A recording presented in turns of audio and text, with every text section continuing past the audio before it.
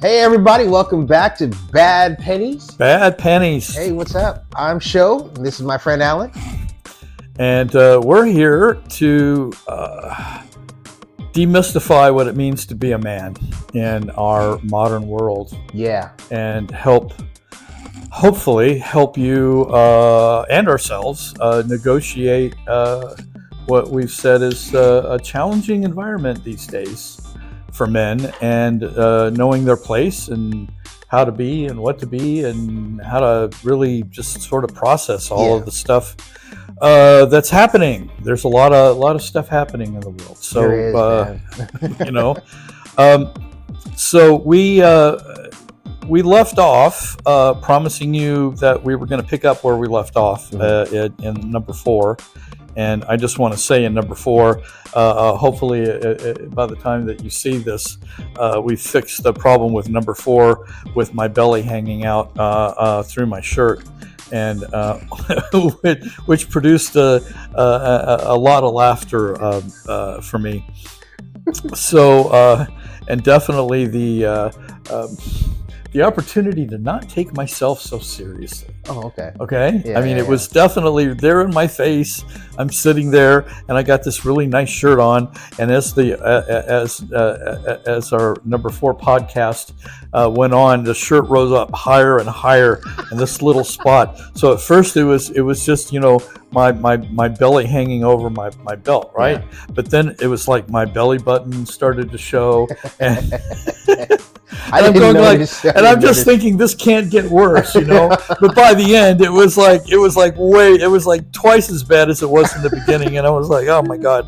So hopefully we fix that, so we're not offending anybody, or if there are any women watching this, that you're not completely freaking out. How about if I try to put like a smiley face? Yeah, a smiley face on my belly button. That would be good, right? Just right at the bottom, right there.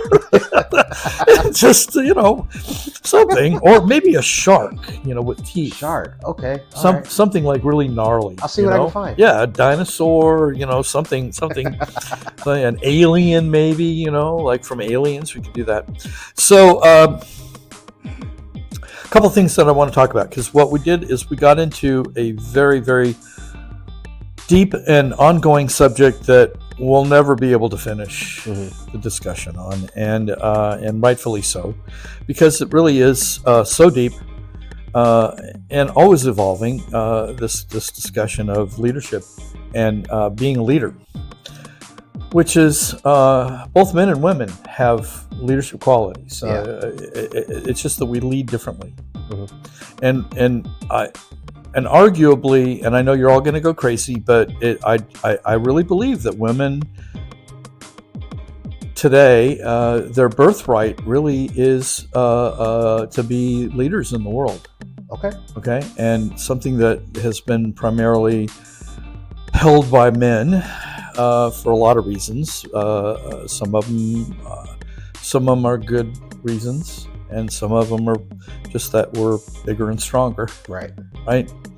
But and have bigger egos, or at least we use them differently. But the world is evolving, and women are, being more than just mothers. And when I was born, the options for my mother to in the world were like, if she wanted to work, where she could be a nurse, or a school teacher, or a secretary. And I know that there were other options, but really for most women, they were pretty much limited to those particular sort of domestic areas, maybe waitress, right? What did your mom do? She was a housewife. She raised 4 boys. And so, and she loved it. Yeah. My mom was she was proud of it. My mom was a seamstress. A seamstress, really? Yeah. So, like, you had good clothes? Oh, yeah. Yeah, I bet you did. She took care of us. Cool. So,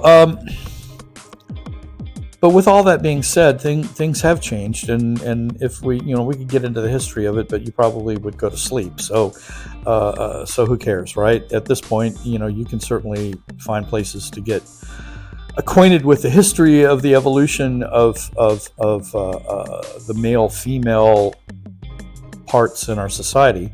But I wanted to get back to a little piece of where we ended and what we were talking about. And so just to remind you, in case you didn't see episode 4, was there were several things that you went over at the end, and it's really important to remind ourselves that of these things about leadership.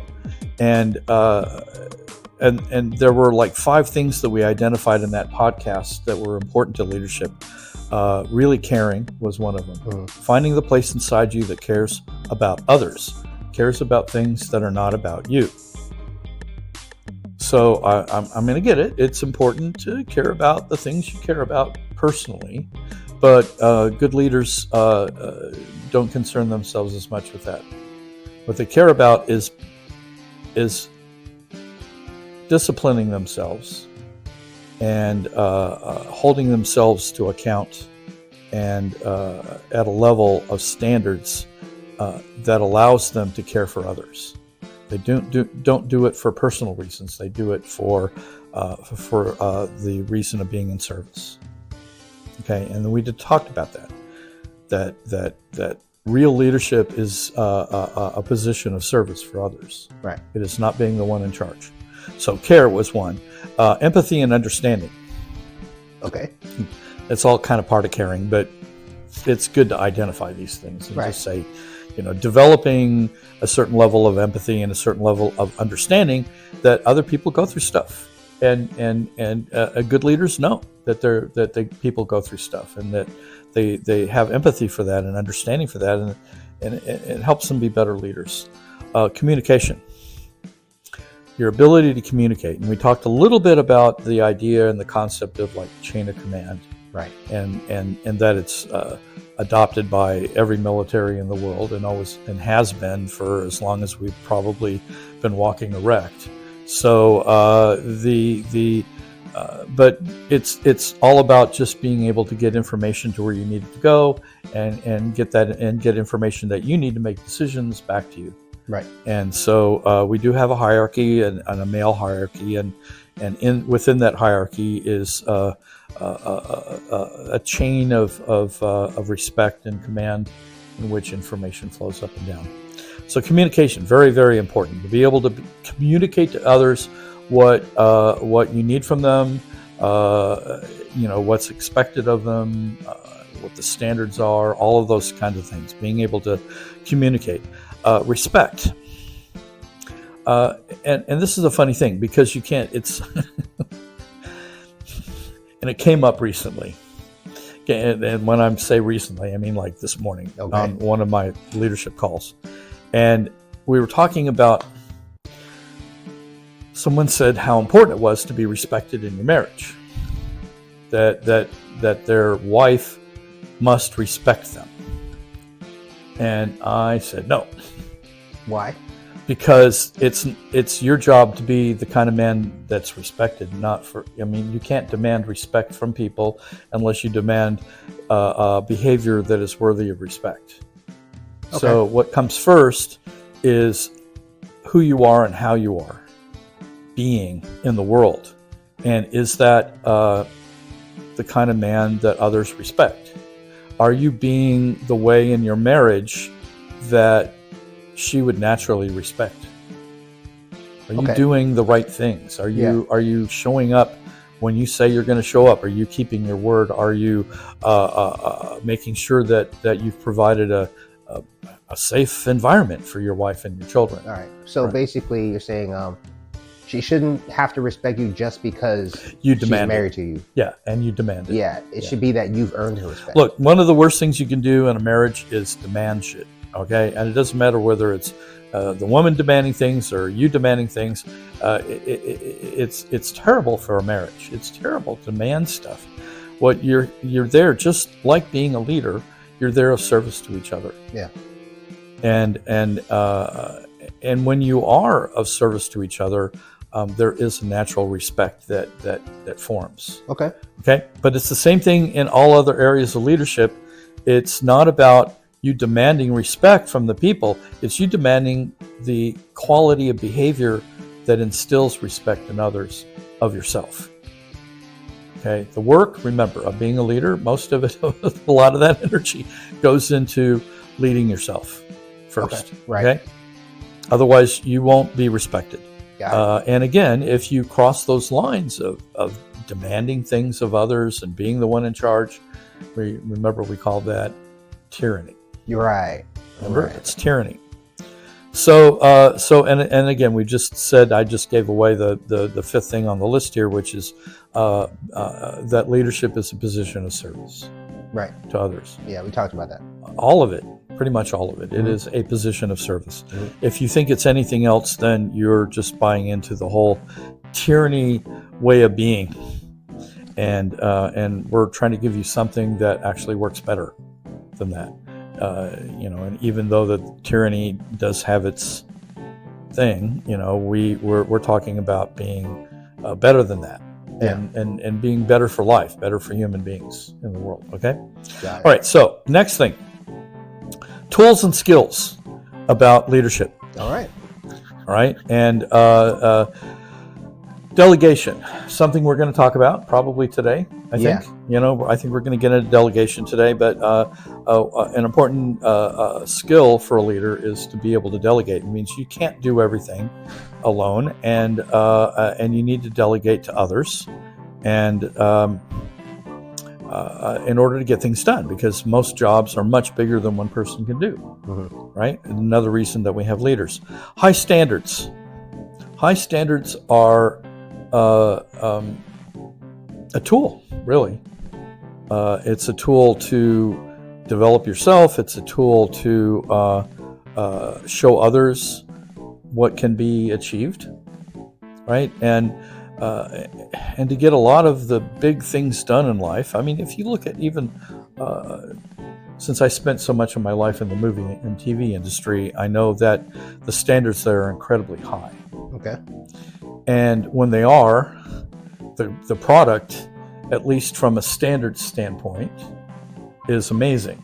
Right. I mean, they don't really make bad looking movies anymore. They all look amazing. Just look at it. I mean, you all got, your Netflix and your Amazons and all your streaming services and stuff. And, you look at that stuff and it's all visually amazing. And that's because the standards are so high. So you want to have high standards. But then we also talked about humility. And like this morning, talking about my belly sticking over my belt, excuse me, and it just rising up higher and higher. It definitely was a lesson to not be looking to look good so much, and to not take myself too seriously. Okay. Right? I mean, this is serious stuff. Don't get me wrong. It's really serious stuff, but we want to make sure that we remember to be humble. Yeah. At all times. It's a good place to be. It's actually a good, almost what we call a default place. If in doubt, go to humble. Okay. All right? As a leader, if in doubt, go to humble. Yeah. Right? The other actually then again crosses the line into tyranny. The next one is taking responsibility. I consider this a skill and a tool that you can develop. And I think we're going to dedicate a whole podcast to it. Just taking responsibility. Okay. And why it's important. Because when you hear us talk about it, you're going to pretty much tell us to piss off. And I think that in our society, taking responsibility for things is the one thing that nobody wants to do anymore. And unfortunately, we're paying the price for it on so many levels. Okay. Corporations don't take responsibility. I think I gave some examples when we sort of crossed over it a little bit in the last podcast. But leaders take responsibility for everything, and especially the things that go wrong. Right. And that's part of the problem with stepping into leadership, is that you don't get the credit. You give away the credit. Yeah. And you take the responsibility for all the stuff that goes wrong. Okay. and it's not without its burden, being a leader.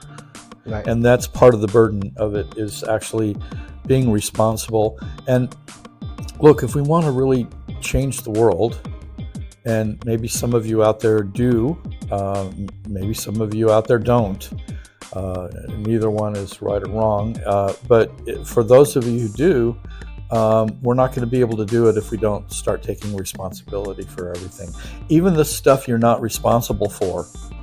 And that's the hard one to really deal with. So maybe we'll take a podcast and really, do a deep dive on that one. Yeah. Context again is everything, and it's also a skill. Yeah.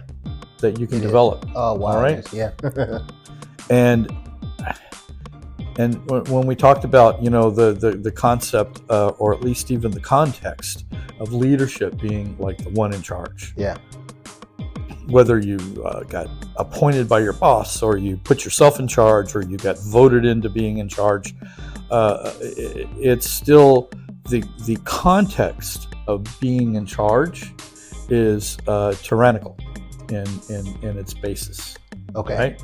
It's not actually a context of being in service, and that's where we want to start with leadership, is embracing the context of being in service of others. And here's the beauty of it, and it's just like driving a car. Think about how you are when you're driving a car or your motorcycle, right? And drivers on the road are behaving badly. Right.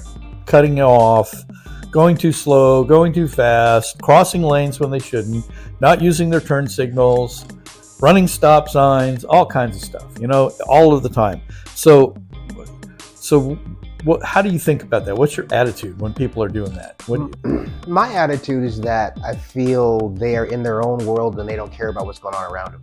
Well, that's very true, but what's your attitude? How do you feel about all of that? It's not just that they're in their own world. That's just the story. But what is it?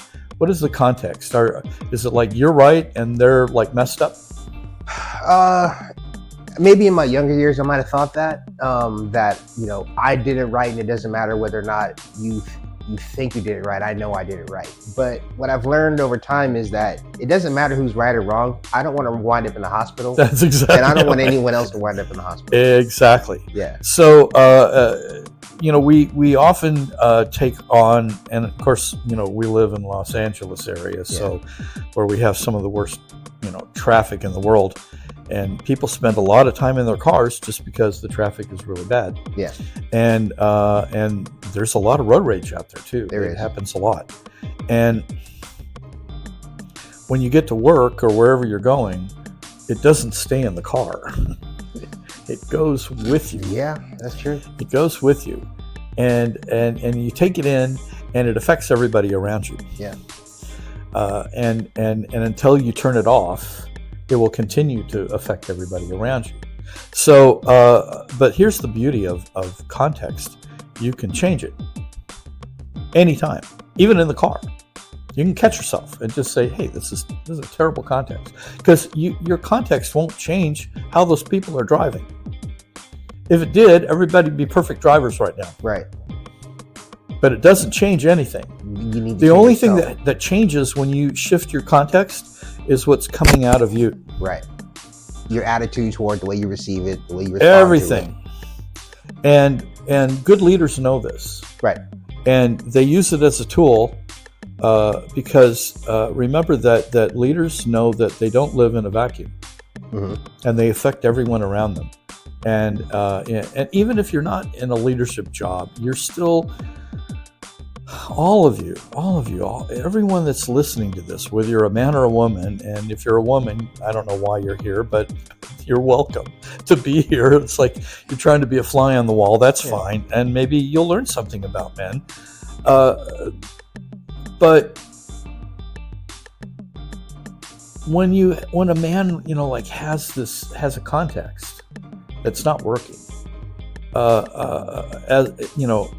regardless of whether you're you think you're a leader or not. I think you are. I think you all are, men and women. I think we're all having to be leaders in life at some level. But when you have a context that's not working, the beauty is that as soon as you see it, you can change it. Right. That fast.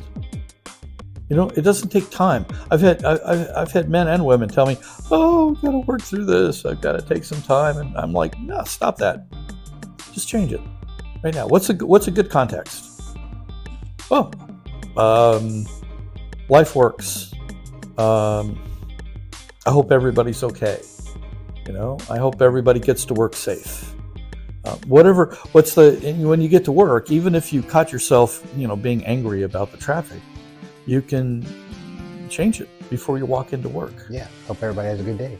And walk into work caring about the people that you work with and coming in with a good attitude and maybe how grateful you are to make it to work alive. Right. I mean, or you had a near miss and thank God that it was a miss, right? So but at any point you can just change it, and good leaders know that. Right. And all of you as leaders at any level can change your context. So that's another tool. So I just wanted to go over that and mention one more thing that we didn't talk about. This is really interesting, and I watching the podcast, I was like, oh my God, I covered almost everything I wanted to cover, and then I saw this and I just went, wow, we got to talk about it because It's a big one. It's a really, really big one. So one of your inherent responsibilities as a leader in life, in your relationships with your parents, your children, your brothers and sisters, your cousins, your wife, your girlfriends, your boyfriends, just everybody, right? One of the most important contexts is the desire to bring out the best in others. Okay. Yeah. And a good leader brings out the best in others. Absolutely. Yeah. I mean, a good leader does. And a good leader, certainly a good leader does. Yeah. And it's like one of those qualities that seems to be consistent among good leaders. Now, how they do it is different. How they do it is very different. And sometimes some leaders, the way that they do it, it doesn't necessarily feel good at the time. But later you look back and you realize that they brought out the best in you. Yeah. Even though that you wanted to punch them out. Right. Right. Leadership isn't about being nice. No. It's not. Especially for men, but I don't think it's nice. It's not particularly nice for anybody, right? So you got to find out how you bring the best out in others. What are the qualities that you can exhibit that brings out the best in others? And so there are some skills. There's like a skill set underneath that. And one of the skill sets is recognizing everyone else's skill set. Yeah. Oh, that's really important. It's a big one. Oh, yeah, right? yeah. So, and you can't do that when you're a tyrannical leader. You don't care about anybody's skill set. You just want it done, and you want it done now, and you want it done the way you want it done. Right. Right. Good leaders find the people that have the skill sets that match to the task. Okay. And they let them do what they do best. Right. Yeah. There's a lot of emphasis these days in teamwork. It finally got into the corporate world because it's a very powerful way of getting things done, and humans figured that out a long time ago. And it has worked its way into a lot of the corporate world and into businesses where they break things down into teams, and the team tackles something Right. together rather than having an individual go for it. Yeah. But even in a team situation, a leader needs to recognize everyone's skill set. Right. And it doesn't mean that you can't give something to somebody that isn't their absolute number one skill, because you may want to give them something that expands their skill set. But you don't. I've seen people make the mistake of giving somebody that had no skill and say, okay, well, if we give them this, they'll develop the skill from nothing, and then they fail. Right. And a good leader doesn't set people up to fail. Right. You set people up to win. Yeah. You want your team to win. And like you said, we're trying to bring out the best in everybody. We're trying to bring out the best, but we're also trying to get accomplished whatever it is that we have to get accomplished. Yeah. There's always a direction, right? There's always Absolutely. a path that that you're working toward, whatever it is, whether it's in business or in a relationship or whatever. You're working together to produce something. Yeah. To get somewhere, right? So and marriage is, and this is going to be my segue. We have one today. Marriage is a situation where there are two very different skill sets most of the time that come together. Yeah. Men and women have different skill sets a lot of the time. Sometimes they overlap, more in some circumstances than others, but ultimately, because we're all still individuals, there are individual skill sets. Okay. And men interface into the world differently than women do. Women tend to interface into the world from a more emotional connection, which is good because men don't really, most of the time, feel comfortable with that emotional part, and it's one of the things that women actually teach us.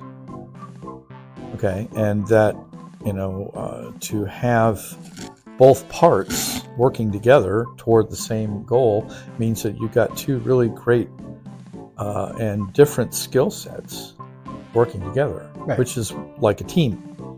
Teams, you take all of those different skill sets working in a particular direction, and you will accomplish so much more and so much quicker than you would with limited skill sets. Okay. Or having to develop one that you didn't have. So, or improve one that's very limited. Right. Right. It's okay to do that stuff. I mean, we should always be working on things that are weak areas and our skill sets that aren't very good. But when it really comes to task, whether it's in a marriage or in a business, you really want to apply your best. Same thing with your kids. You want to apply your best skill sets. Right.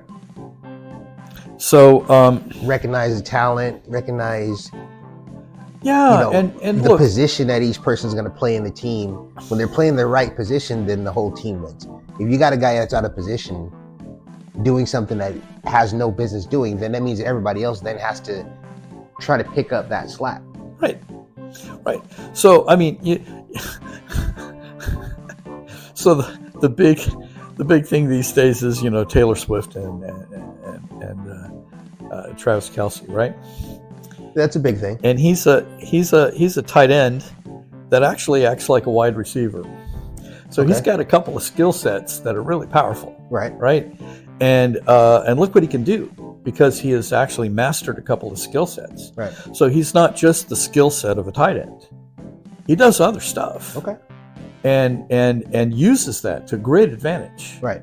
Does things that other tight ends don't do or can't do.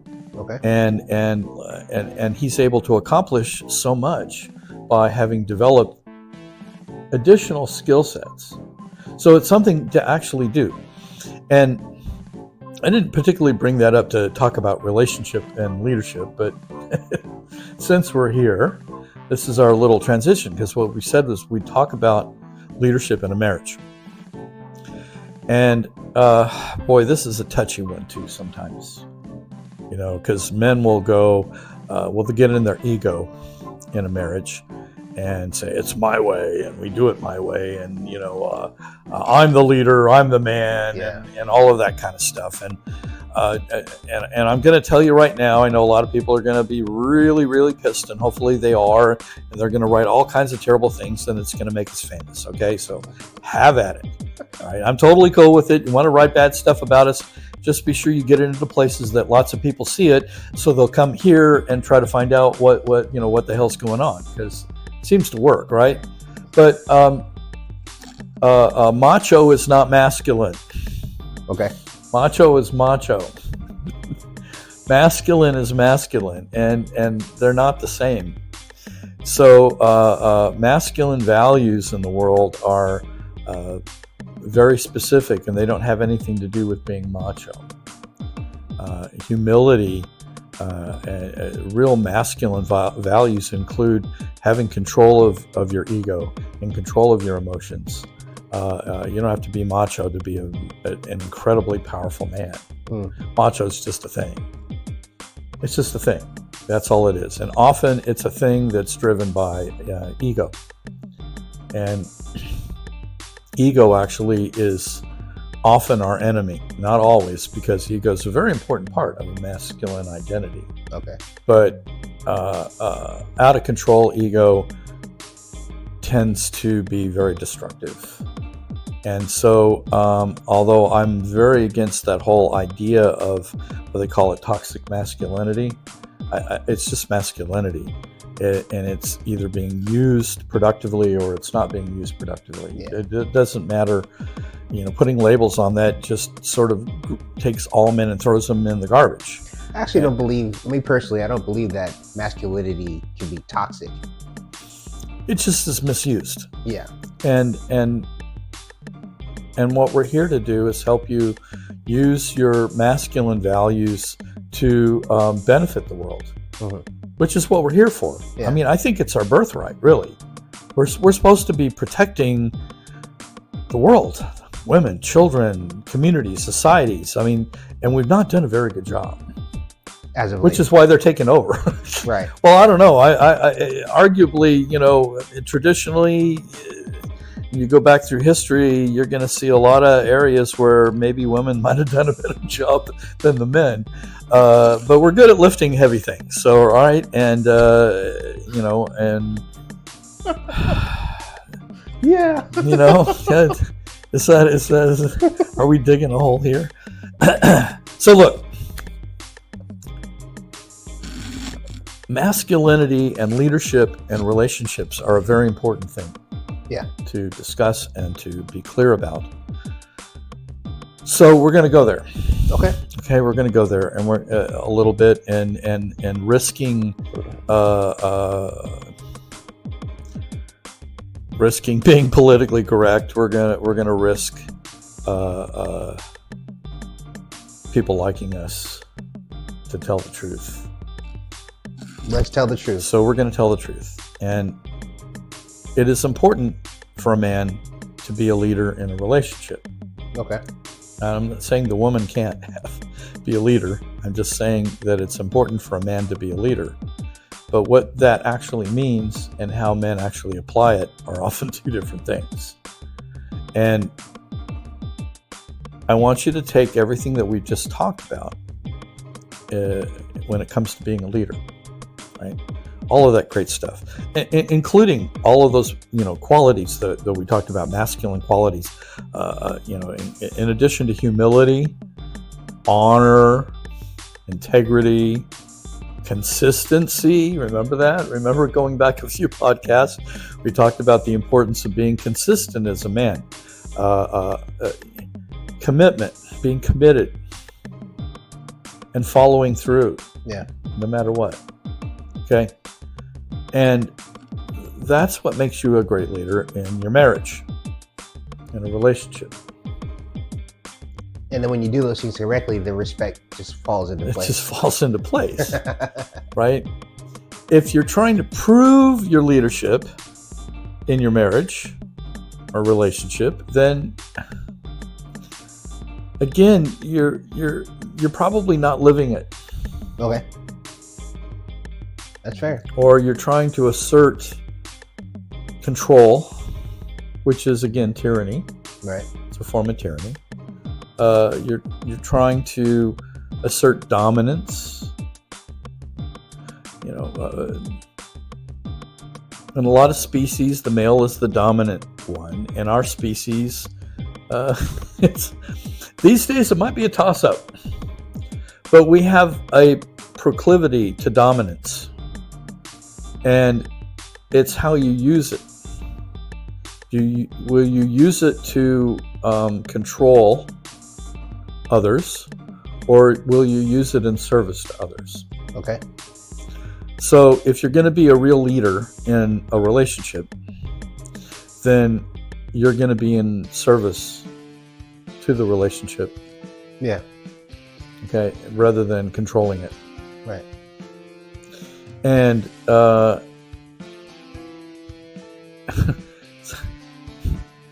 men tend to think that they know what's going on when it comes to relationship. They really don't. We're pretty clueless, and again, that's a skill set that we don't have. Right.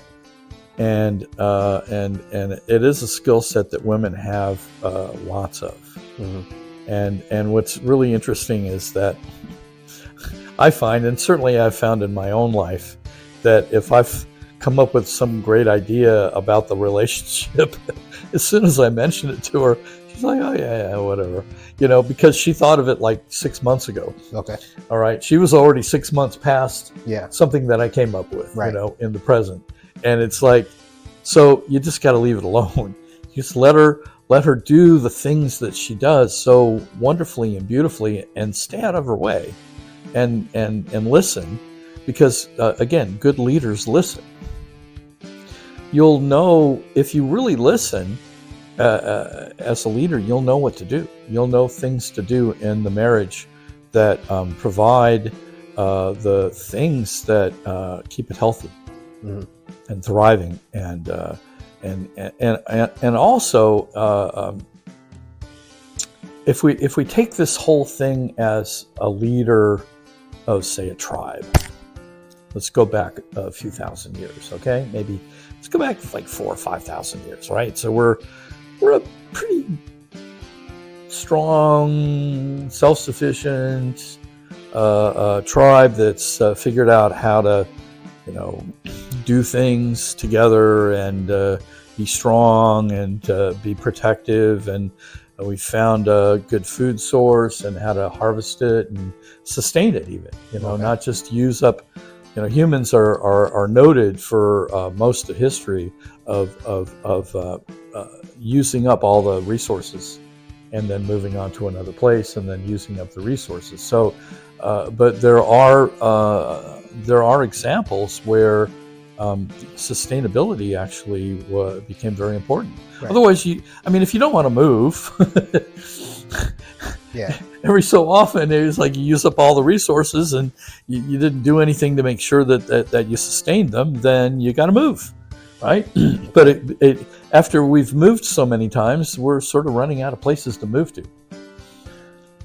I hear what you're saying. I'm going to interject just for a second, because I think that in a lot of places where the people are native to that land and they've learned the land just from generation to generation, they don't necessarily lose the sustainability.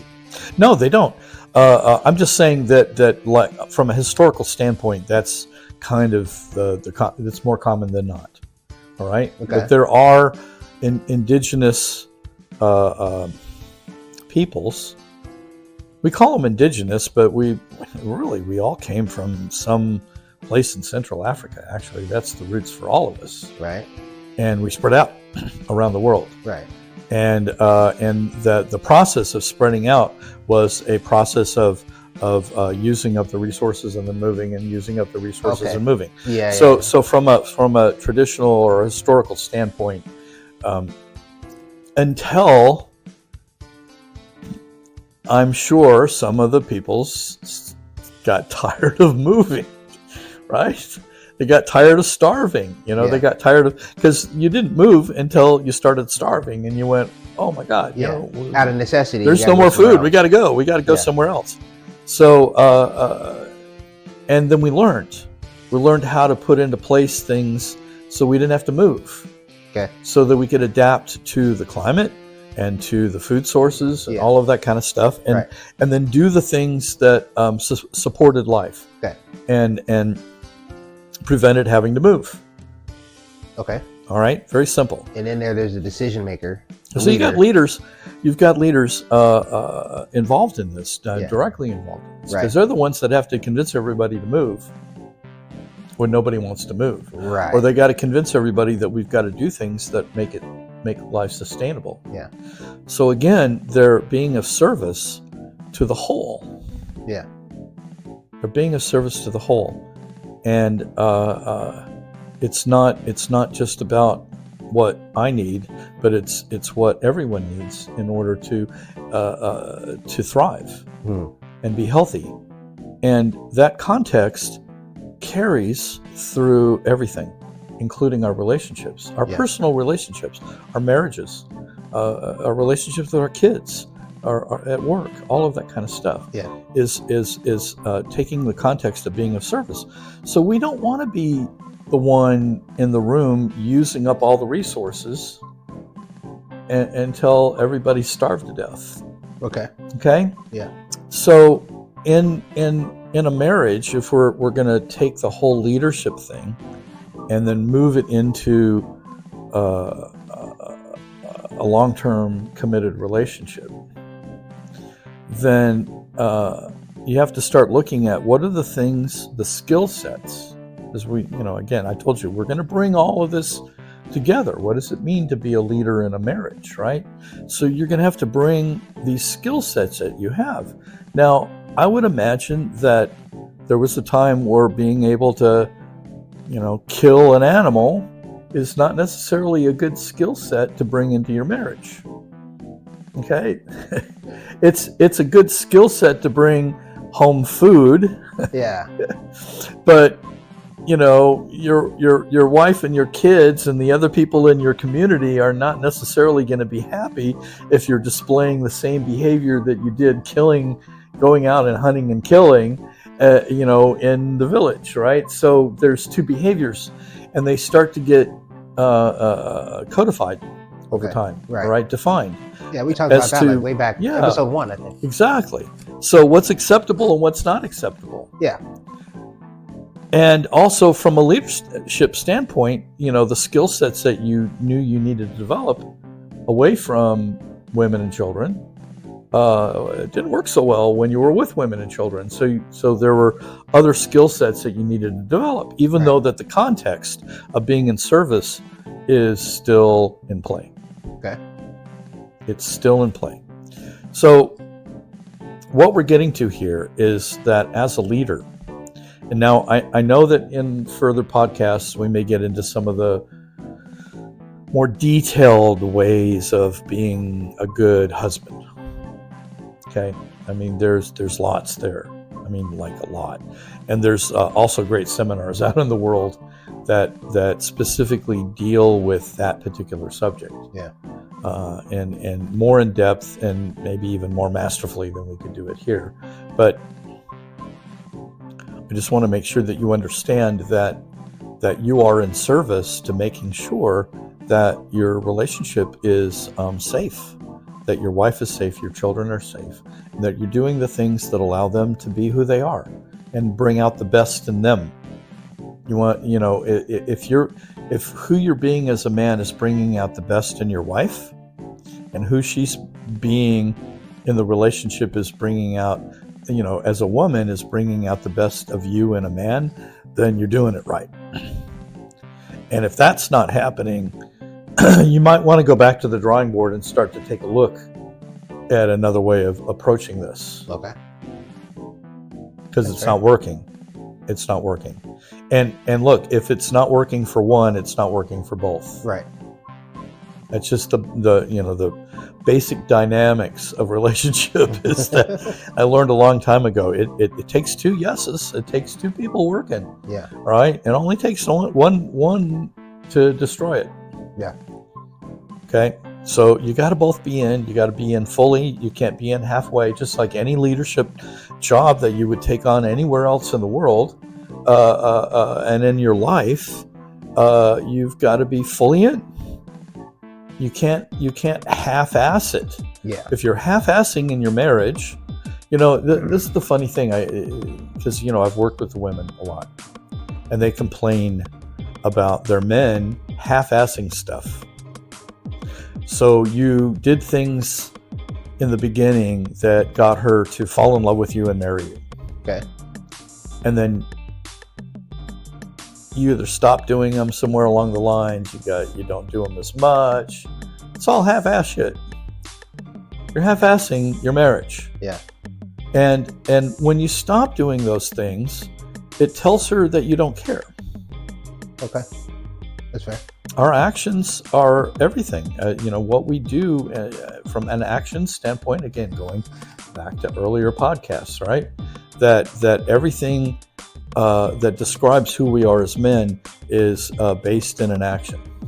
Yeah. If it doesn't come out in an action, it's not real. If you're thinking it, but you're not doing it, it's still it doesn't mean anything. It does only the actions, the course that you take in reality, through your actions. Okay. The only things that mean anything. So if you're not taking the actions and doing the things in your marriage, as a leader, again, leading yourself is still number one, right? Right. And all of the things that we've talked about, they all come into play. But if you're not doing that, then you're half-assing it. If you're not still romancing her, see, a lot of men think that once they got her, they don't have to romance her anymore. But what's a marriage without romance? Right. True. Just like, a marriage without good sex is suffering. Right? And in some men's defense, though, there are women who would do the same thing, where it's like you did everything you wanted to do to catch the guy that you got, and now that you got him, you don't do those things anymore. Same thing. Well, I would just say expect that to happen, and and then if it doesn't, you could just say, "Oh, I'm lucky," right? Expect for a woman to change. Not do the things that she was. Yeah, doing. well, to change. Well, women are going to change because their priorities change when they get married. Priorities change. Their priorities change. And ours don't. No, ours change. don't, because being successful doesn't change. Right. Okay. Even after you get married, our priority is to be successful. Right. And we may take on more priorities, such as protecting our family. Okay. Right. Making sure that they're safe. And in all the ways that you decide to do that. We're not going to sit here and tell you and pontificate about how you should be doing that, but you know what that is. All right. You know what those things are, especially for you. And if you're not doing them, you're half-assing it. Okay. And you don't get to complain. So this is something that I tell the men when it comes to being a leader in the marriage, is that if you're not giving it all, and I don't care what stage, whether it's a year, 5 years, 10 years, 50 years, if you're not in 100% and doing everything that you're supposed to be doing in the marriage, then you do not get the right to complain about anything not working in the marriage. Okay. Regardless of her behavior. Because we're not talking about her right now. We're not talking, if I was working with women, then we'd be talking about women, and that wouldn't have anything to do with the man. Their job is their job, and you've got your job. So regardless of what the wife is doing as far as her participation, the man has a specific thing that needs to continue consistently, regardless. Yeah, and one of those is you. And we're just going to give it to you straight up, is that whatever you did to romance her, you can't stop. Right. The rest of your life. Okay. Fair. Ever. Really? I think I need to go write my wife a new poem then. I bet you do, and I bet all of you do. So look, it's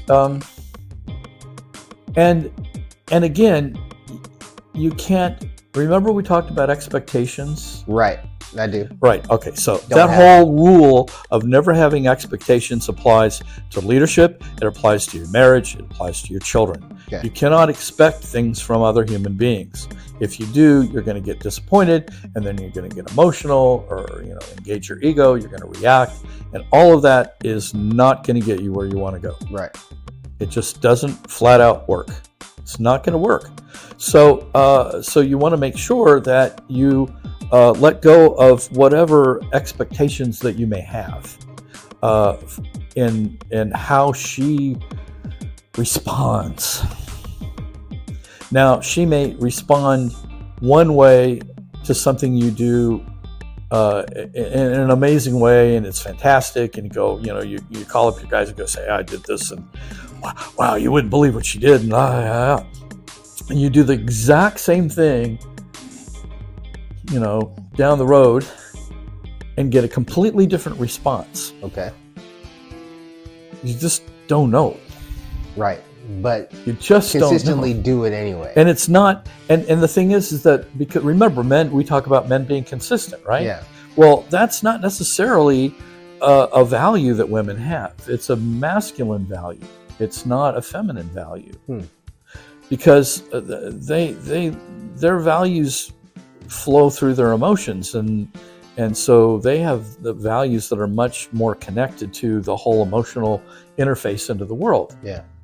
So they're not wrong, and that's a problem, because when your wife doesn't respond to something you do the way you would have, you think she's messed up. You think she's wrong, or she's not doing what she should be doing, and that's just not that. That's a mistake. I'm going to tell you right now, it's a mistake. You got to give her room to be who she is, whatever that is, and you've got to love her regardless of whether you think she's doing the right thing or not, because the bottom line is you don't have any baseline to be able to determine that anyway. Okay. I want to pivot. We're still talking about leadership. Yes. But let's talk about leading a team. It could be sports, it could be business. When you are the leader of the team, and we're recognizing each person's talent and their skill set, and we're putting them in the position for success. We're setting up everyone to have the common goal of reaching this particular win, or completion of this project or something like that, right? And we're talking about leadership in that regard. I want to talk about some of the things that you need to, when you are a leader, the qualities that you exude as a leader, the practices that you go through in leadership in order to be an effective leader. Okay. Wow. Is that a lot? That's a big can of worms. It really is. But we can start it here. We're probably not going to finish it today, because I don't know. How are we doing on time? I don't know. I actually didn't. You check don't when know? we started. You didn't time it this. I'm not wearing my glasses, so I can't see the clock. We are now on our 14th hour of our podcast. I doubt that. The marathon podcast that wouldn't end, right? Right. So, even maybe 10 minutes with this might seem like 14 hours. I don't know. So, okay. So here's how I work it when I do leadership trainings. Yeah. We start from personal experience. And I don't think there's any other place to start than that. Okay. The best place that any of us can start, and all of us, everybody that's watching this, and me and Show as well, is that you need to sit down at your desk, get out a pad of paper, and start writing down. And again, this is sort of that introspective kind of way of being, right? Good leaders develop that. Yeah. It's another tool that they become very good at. Sit down and start writing down all of the qualities of leadership that you admire. So you're going to do it from a standpoint of everyone that you've ever known who you felt was a good leader in some way or another, and why. Personal or historical, doesn't Everything. matter? Well, it doesn't matter. Well, you might want to start with personal. You can sort of move into historical too. Okay. But if you never had a direct, connection with them, like being in the same room or something like that, it might be a little more theoretical. Okay. But not necessarily, because that we've had all kinds of leaders that people never met, but they wanted to follow. Yeah. Right. So start there, though. Start with the personal, and then maybe move into a sort of a larger realm. But what are the qualities? What are the things that drew you to someone as a leader? Yeah. What do you think those are? Just mention a few. Vision, being able to communicate the vision. Okay. I think leading by example is a good thing. When you see a successful person, you want to follow what it is that they have that's successful. Yeah, you want to do what they do, or be able to do what they do. Okay, so example, great. I think empathy is definitely important. Okay. And just a magnetism. There's certain characteristics about a good leader to me that draw me to them. In a sense of they're charismatic. Yeah. I think that has a lot to do with it. That's cool. Is there anything about charisma that, if you broke charisma down into smaller parts, is there anything around that stands out for you that makes someone charismatic? It's got to be their attitude.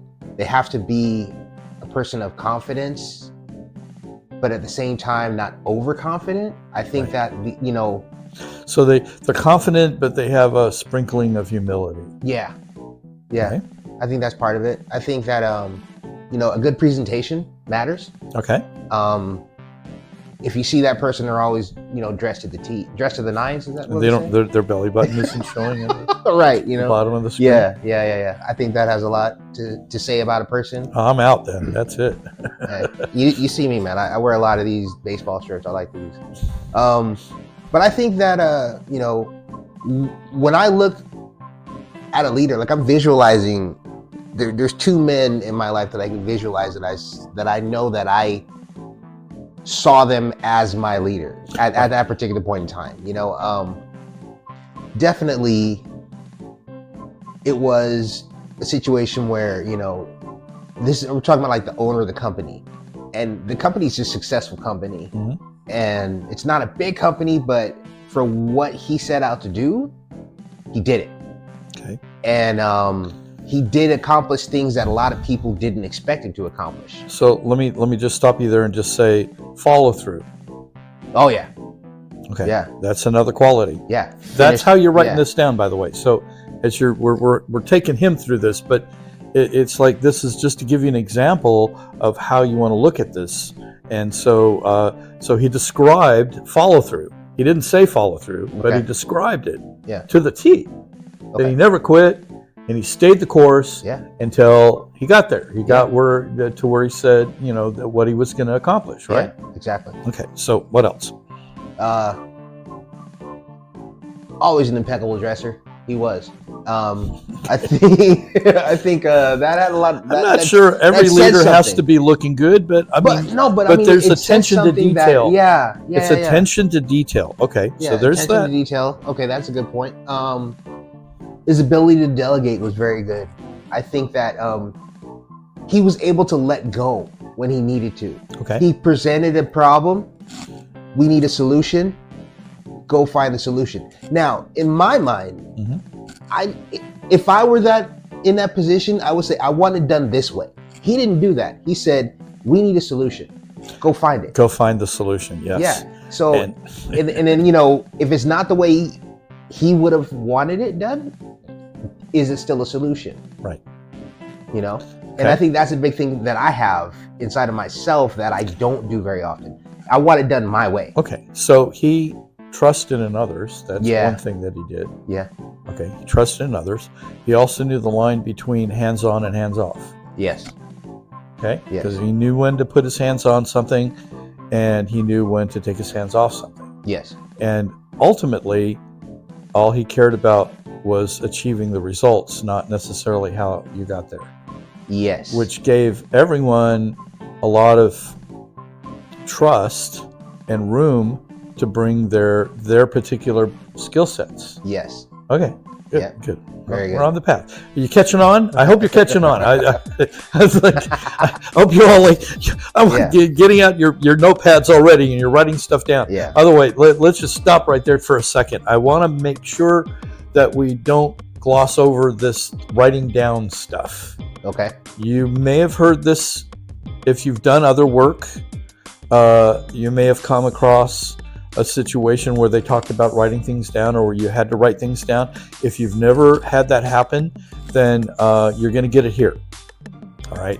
Putting pen to paper has something, means something, and it's not the same as finger to tablet. Okay. Okay, or finger to smartphone. Yeah. Or even sitting at the computer typing the keys. I will take things that I've written and then log them into the computer. Okay. That doubly reinforces what I've written. Yeah. But there's something about us as human beings that is very powerful. Now, you got to get over whatever stuff you have about writing shit down. And it may have been, when you were in elementary school or whatever, and the teachers made you write shit, and you develop this thing that writing things down is something I don't like, or it's terrible, but it's not. It's just writing stuff down. And it's an incredibly powerful tool. Whether you're writing down things that you want to accomplish in the next year. I mean, look at their, when I talk to companies, they all have vision statements, and they have results they want to produce. Yeah. They have, their whole business plans are completely written out. Right. The churches that I work with very make carefully sure that they have their whole purpose. Exactly. Statement. They have their purpose statement. Yeah. And they have things written down in terms of what they're going to accomplish in a year. Yeah. And in 5 years and in 10 years. And so and writing that down is powerful. It's incredibly powerful. So don't shy away from it. Okay. I know that we're a society now that's getting very digital. Yeah. And when and I've worked with some kids recently, and man, they don't want to write shit down. They want to grab out their iPads or their smartphones, and they want to do it there. Yeah. And I make them put them down. And if they don't put them down, I take them away. I put them in a bag. Because writing it down is just going to make it more real. Writing it down does something, and I'm not even really sure what it is. You can maybe there's a psychologist out there that can tell me, what it is about us psychologically, that actually taking a pencil or pen and putting our thoughts to paper. Yeah. Also, if you've never journaled, journaling I have found to be very powerful. And I admittedly avoid it sometimes. Yeah. But when I get past myself and actually sit down and do some journaling, it's cathartic. And I get so much more done, and I get so much clearer about things in my life. Okay. When I just sit down and start writing those thoughts out. Yeah. And usually if I do journal, I journal purposefully about something in particular, or a certain part of my life.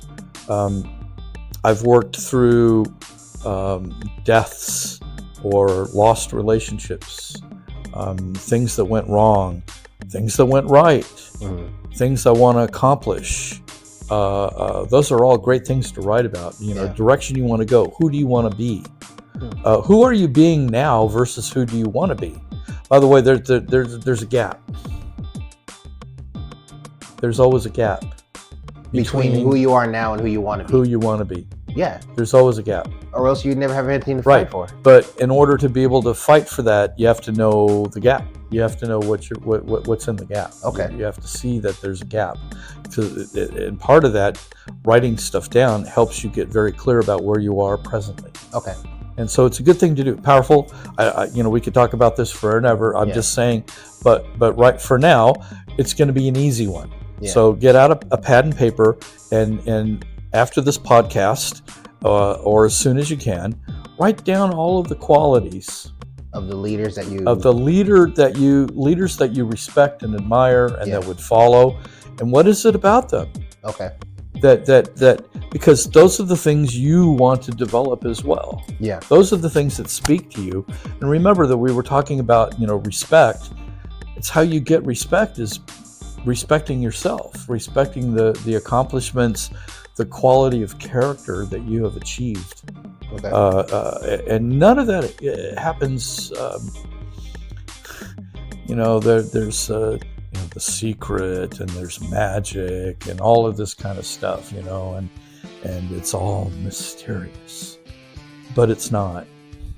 The power's in you. It's not. It's already there. It's all inside you already. Okay. And it's not mysterious, and there's no secret. We're not going to keep any secrets from you, okay? We're not going to even, reveal the magic. It may feel like magic sometimes, but the truth is that all of the stuff that you want to happen in life is going to require work. Okay. That's it. It's just going to require effort, time and effort. So that's the secret, all right? Time and effort. You can have time, but no effort doesn't work. You can put in effort and not take the time, it doesn't work. So with a little time and with a little effort, you get a little result. With a lot of time and a lot of effort, you get a lot of result.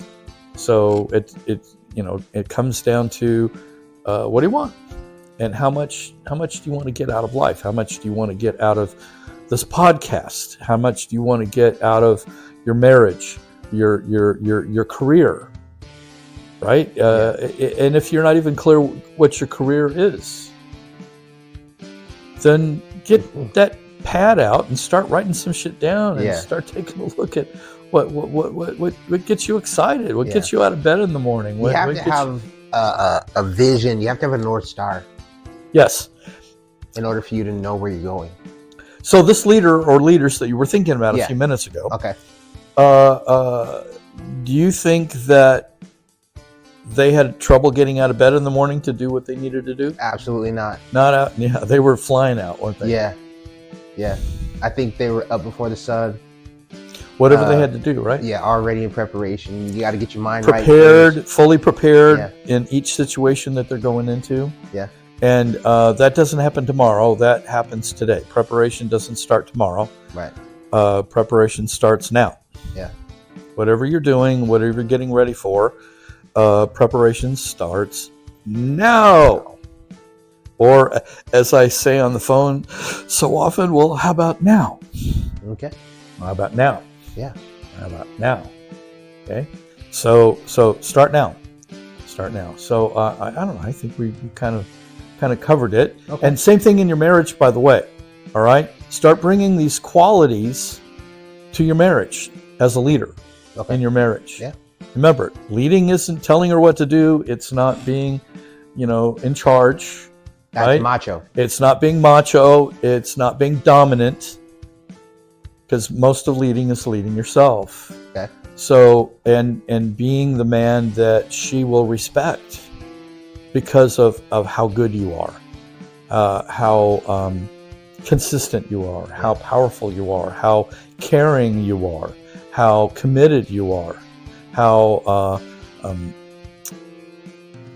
clear you are in your purpose, and how much you care, how much integrity you have, how much you keep your word, and how well you listen. Yeah.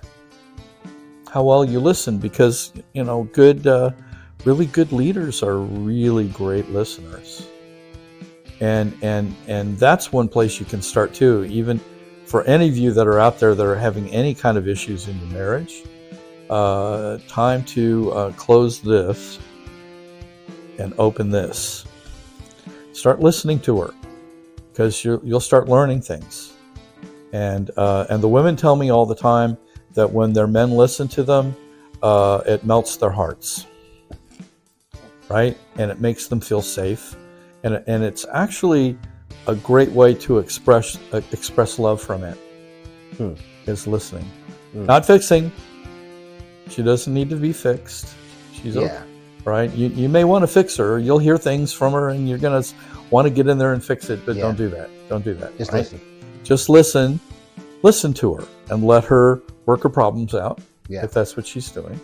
And most of the time it is, by the way, when women talk to us, they're not talking to us necessarily for our education. They're working out their problems when they're talking. Yeah. So give them that. It's a gift.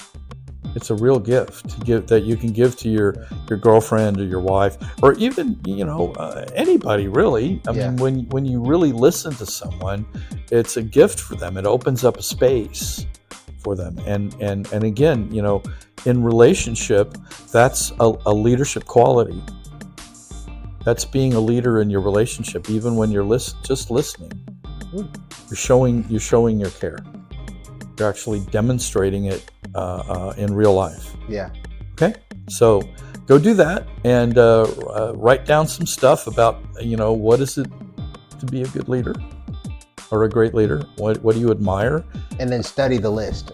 Yeah, and don't throw it away. Don't go burning it. You don't have to burn it. Yeah. No, but definitely study it, and you may want to add to it as we go, and take a look at some of those things and see how many of them you are already. Okay. You may be a lot of them already.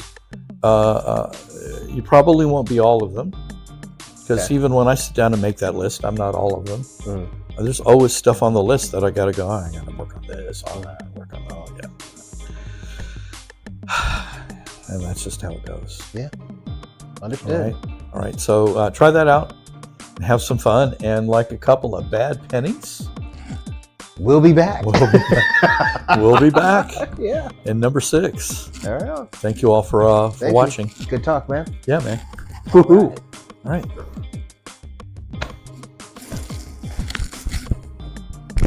I like it. That was good, man.